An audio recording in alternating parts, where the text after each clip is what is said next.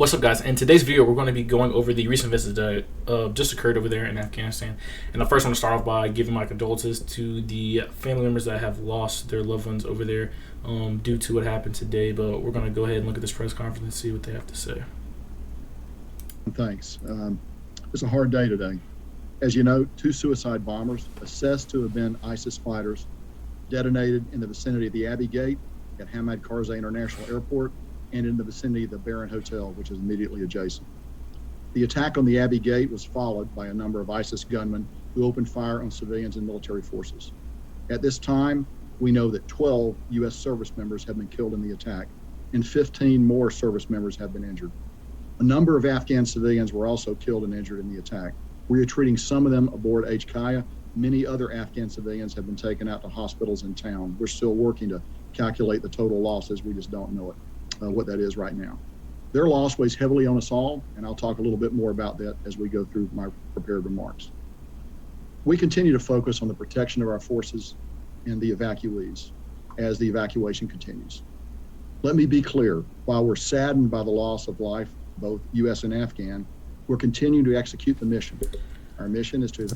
All right, so here's my first kind of piece on this. At what point do you sacrifice the mission, right? Some people out there are going to be like, you never sacrifice the mission. The mission is the mission, correct? But, like, how many lives have to be lost in order to accomplish that mission? And yes, so once again, I know people are going to be like, you know, that's part of being in the military. That's part of your job is to, you know, sacrifice your life to get the, you know, mission accomplished, right? But, like, at what point is enough, right? How many lives have to be lost for, you know, something to have be, like, something has to be done, right? You have to retaliate. At what point do you, like, you have to lose 50 lives, 100 lives, no, 200 lives? Is there a limit on the amount of lives that have to be lost in order for you to retaliate or come up with a different way of doing it? Evacuate U.S. citizens, third country nationals, special immigrant visa holders, U.S. Embassy staff, and Afghans at risk. Despite this attack, we are continuing the mission. The evacuation at best speed, and as of today, we have approximately 5,000 evacuees on the ramp at HKIA awaiting airlift. Since August the 14th, we've evacuated more than 104,000 civilians from HKIA, over 66,000 by the United States, and over 37,000 by our allies and partners. And that includes bringing out about 5,000 Americans. As the Secretary of State said yesterday, we believe that there are about 1,000, probably a little more than 1,000 American citizens left in Afghanistan at this point. We're doing everything we can in concert with our Department of State partners to reach out to them and to help them leave, if they want to leave. And remember, not everybody wants to leave. Yesterday, we brought in over 500 American citizens. It would be difficult to overestimate the number of unusual challenges and competing. Okay, now on that, yes, like you said, not everyone wants to leave necessarily, right? But the way things could have gone, right, as, you know, Commander in Chief President, like if it was me, right, I would have been like, all right, cool, Taliban, you have Afghanistan. You know, not even Alexander the Great could have conquered Afghanistan. No one can conquer it, right? All right, cool, Taliban, you want Afghanistan? Have it, right? We're done being over there. We had enough of our, you know, American, you know, soldiers and stuff died over there. All right, cool, have Taliban. Allow me to get my Americans out. This is my number one priority, right? My priority would be the Americans. Let me get my Americans that want to be out of Afghanistan, right? They would take priority. Secondary, I will take out your people that want to be, you know, taken out of Afghanistan, right? That should have how it first probably would have went, which was probably, you know, the plan, right? Americans number one priority. Second is that Afghani people. But let me get my Americans out. If in any case, right, this would have been me, if in any case one American citizen is harmed on their transport to the, you know, airport to get out of Afghanistan, then I'm going to do this, and this, right? That's how I would have handled that. But demands that our forces on the ground have faced. The threat to our forces, particularly from ISIS-K, is very real, as we have seen today. I would also like to express the sense of profound pride I have in the creative, determined, and professional way that our forces have overcome those challenges and to deliver the results that we talked about in my opening portion of the remarks, the number of people that we've been able to extract from Afghanistan. It would also be remiss of me not to mention the tremendous contributions of our many coalition partners, and they stood with us on the ground at HKIA and also the interagency and international partners who supported the evacuation. The many soldiers, sailors, airmen, Marines, and Coast Guardsmen who supported this operation downrange across the Central Command, the European Command, and the Northern Command areas of responsibility. Yes, and I also want to say that is a huge, honor, right? The fact that those people are over there, right, helping the Afghani people and trying to help our fellow Americans get out of Afghanistan. The service members are literally all risking their lives, right? You have to realize they're up close and personal. They're face to face with these people, having to search these people, screen these people, and they don't know who's a bad guy, who's a good guy, right? And I know it's probably the scariest time of their fucking lives being over there, right? Because you don't know who's who. You really don't. So definitely commend those who are out there right now. Moreover, this evacuation could simply not have been done without the amazing flexibility of U.S. Transportation Command and the airlift provided by the United States Air Force. No other military in the world has anything like it. I'd also like to thank the host nations that have generously provided access to their facilities for the processing, the care, and the feeding of our evacuees. I also need to acknowledge the temporary suffering that some of our evacuees have had to endure. Please know that we continue to execute our number one mission, which is to get as many American citizens and other evacuees as possible out of Afghanistan. We also continue to expand the capacity at our intermediate facilities to ensure safe, sanitary, and humane conditions for our evacuees, while continuing to look for ultimate ways to expedite their processing and ultimate transfer to the United States or other destinations. I'd like to close out my remarks today by just taking a moment to describe the heroism that our Marines, soldiers, and sailors are exhibiting as they screen the people who are coming onto the airfield. This is close-up work. The breath of the person you are searching is upon you. While we have Overwatch in place, we still have to touch the clothes of the person that's coming in. I think you all can appreciate the courage and the dedication that is necessary to do this job, and to do it time after time. Please remember that we have screened over 104,000 people. Finally, I'd like to offer my profound condolences to the families of our servicemen and women and Afghan civilians who lost their lives today. We have put more than 5,000 U.S. service members at risk to save as many civilians as we can. Now, with that number, more than 5,000, right? I think that number should have been higher, right? If you're going to go over there and do the job, right? If you're going to send troops back over there and do it right the first time, right? To alleviate anybody losing their fucking life.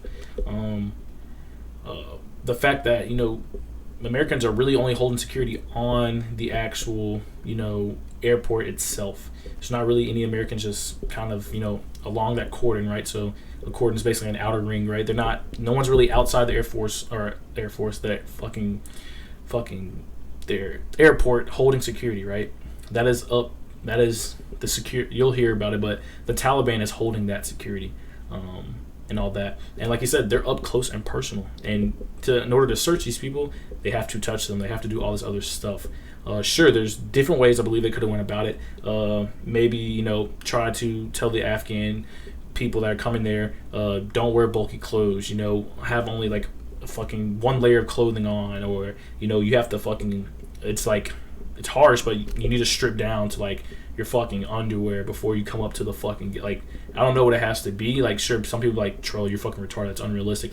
Okay, but it's like, look at what they have to do, and you don't know who is who. It's unrealistic. We cannot save everybody. It's harsh. You cannot save every fucking body.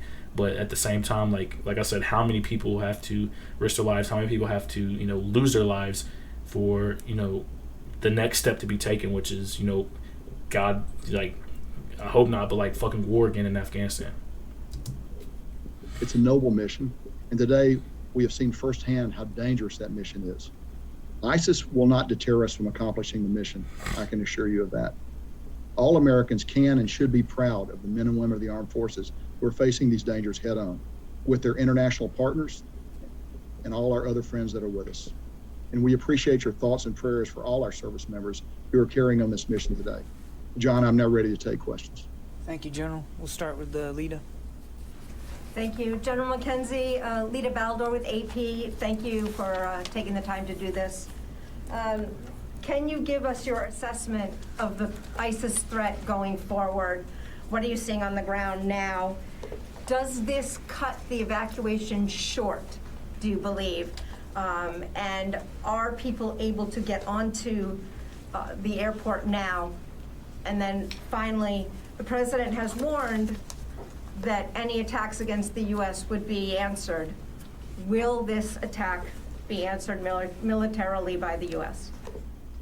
So a number of questions there. Let me try to take them in order. So first of all, the threat from ISIS is extremely real. We've been talking about this for several days.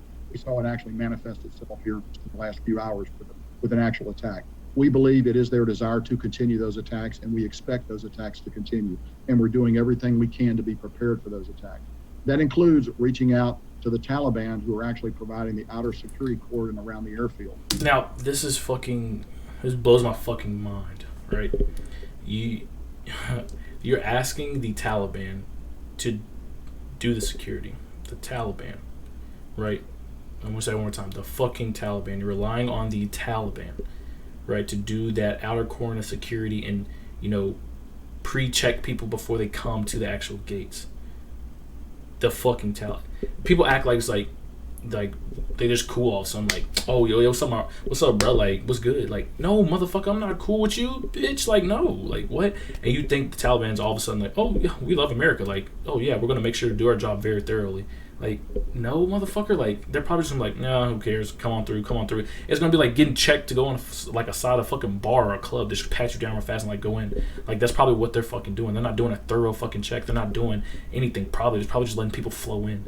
Like, and that's what baffles my fucking mind. You're allowing the Taliban to hold that outer cordon of security. Sure, they control Afghanistan now, but fuck that. I'm sending my dudes up there, right? If we're gonna fucking do this, might as well do it right. I would have sent in additional troops or whatever. I want the outer cordon. I want the fucking inner cordon. I want the air fucking field. I want every fucking thing, right? I want to be in control. Sure, Taliban, you can help out. How about you search the people? You pat them down. My guys will be standoff, and we got you if anything happens.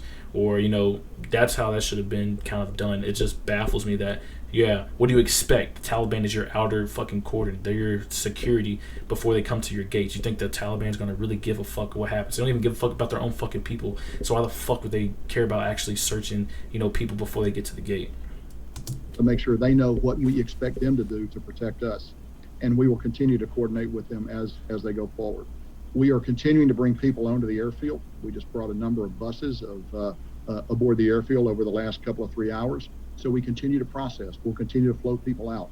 The plan is designed to operate while under stress and under attack, and we will continue to do that. We will coordinate very carefully to make sure that it's safe for American citizens to come to the airfield. If it's not, we'll tell them to hold, and then we'll work other ways to try to get them to the airfield. But I think our mission remains. We're still committed to flowing people out up until we terminate operations at some point, towards the end of the month. But I think we have the ability actually to do all of those things as we go forward.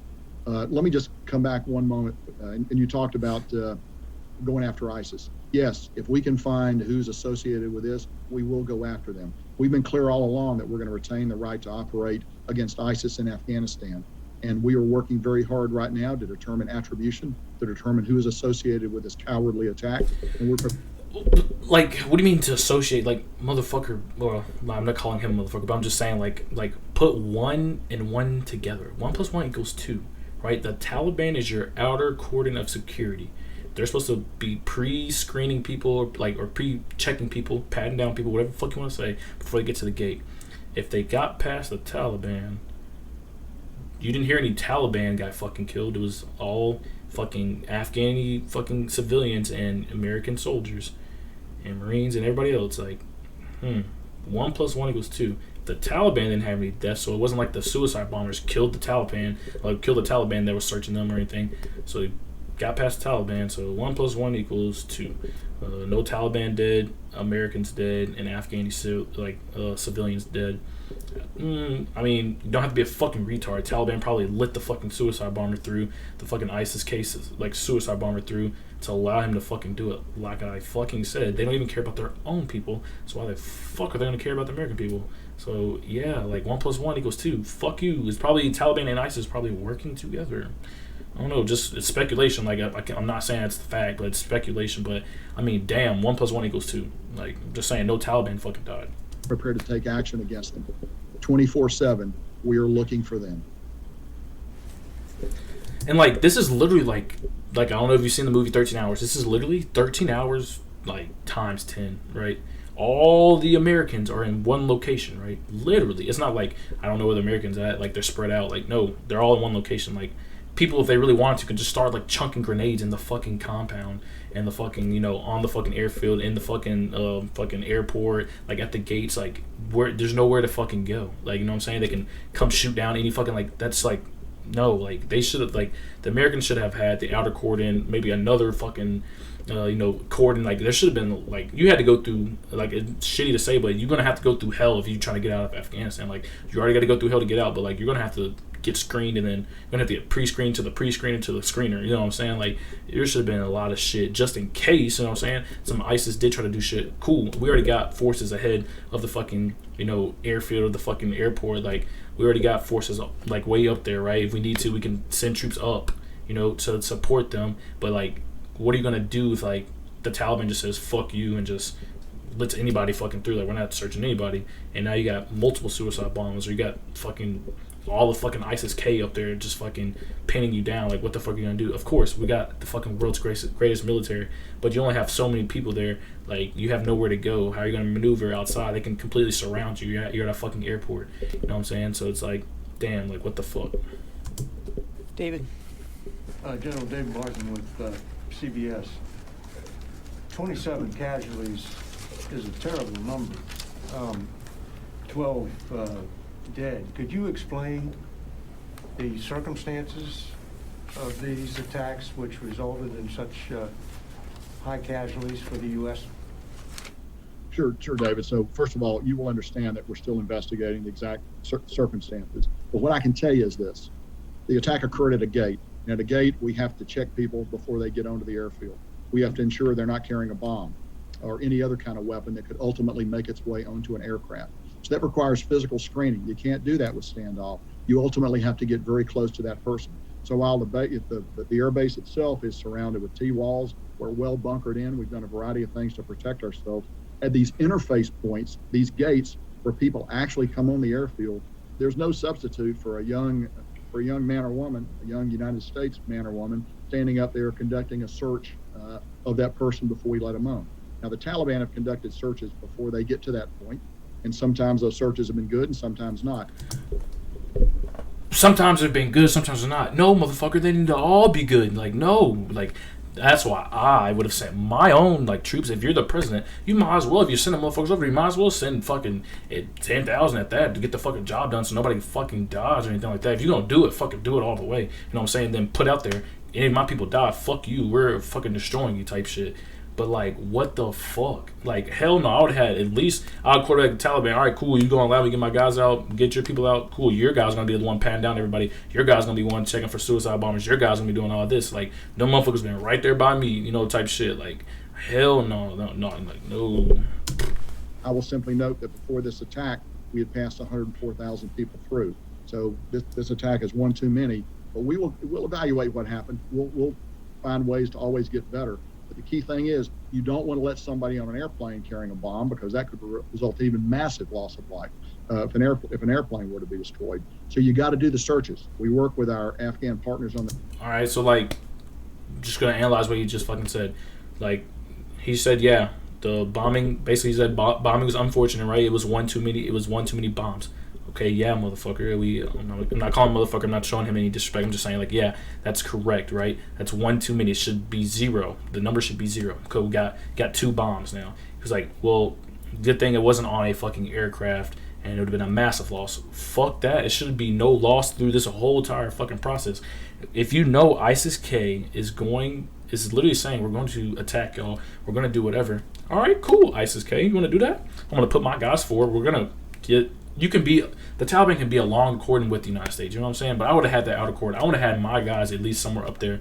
That way, I'm trying to alleviate as many fucking problems as possible. You know what I'm saying? I wanted at least, like I said, because if that outer cordon gets fucked up, they're your first line of security. That outer cordon starts getting fucked up, cool. I'm going to send some guys up there, right? I can reinforce those guys. But like I'm saying, the Taliban is your outer cordon. They can just say, fuck it, let anybody through. Now you're fucked, right? Everybody come to that gate could be a suicide bomber, could be ISIS-K, could be rogue fucking Taliban just saying like fuck you and just want to like fuck up the United States. Like, you can't fucking do anything. So like, I think they're gonna have to send troops up to that outer cordon to help the Taliban, because obviously the Taliban's not doing their fucking job and they can't fucking do it. They're gonna have to send troops up there to help conduct searches and stuff like that at that outer cordon. They're gonna have to have some kind of security at that outer cordon, like American security, not Taliban, but American U.S. forces security.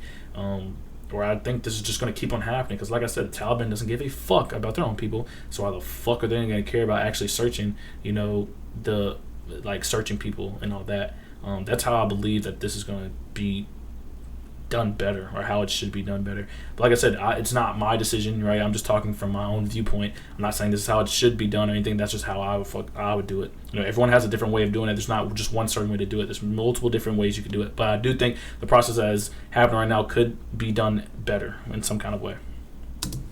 On the ground, the NSU elements to conduct those searches, but ultimately Americans have got to be in danger to do these searches. There's really no other way to do it. And there's no other. I promise you, there's another fucking way to do it. I guarantee you.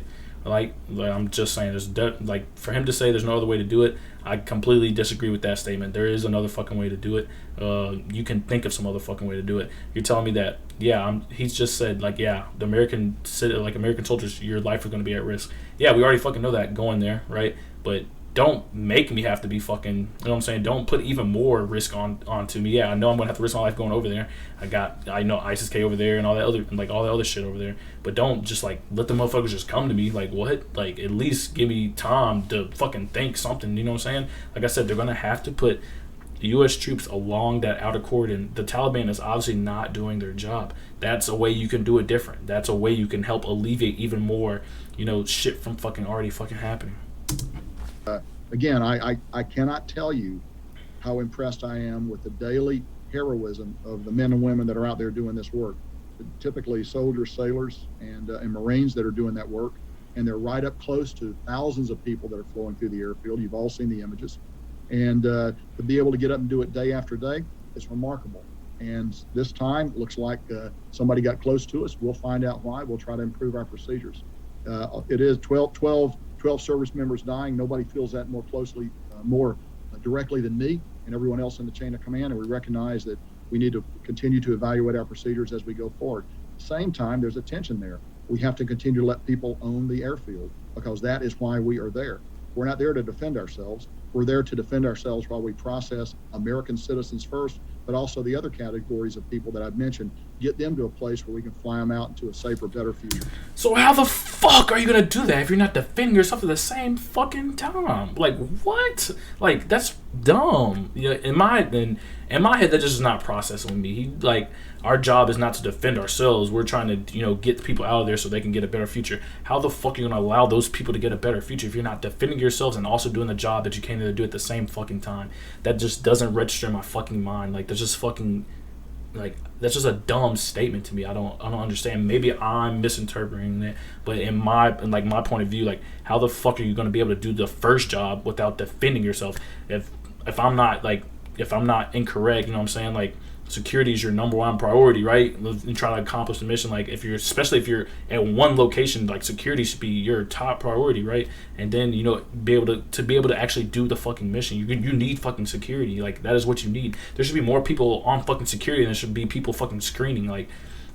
Sure, it's harsh to say, but they're those Afghanis and everybody else are in a shitty situation, hands down, and they deserve to be able to have the opportunity to go get a better future, right? But as the president, as everybody else, your citizens are your number one priority. The safety of your troops, of your Americans that are over there is your number one priority, right? So just saying fuck it and we're not really there to defend ourselves. We're just there to get people out. No, fuck no. You should be defending and getting people out of there at the same fucking time. So that way you don't lose fucking lives.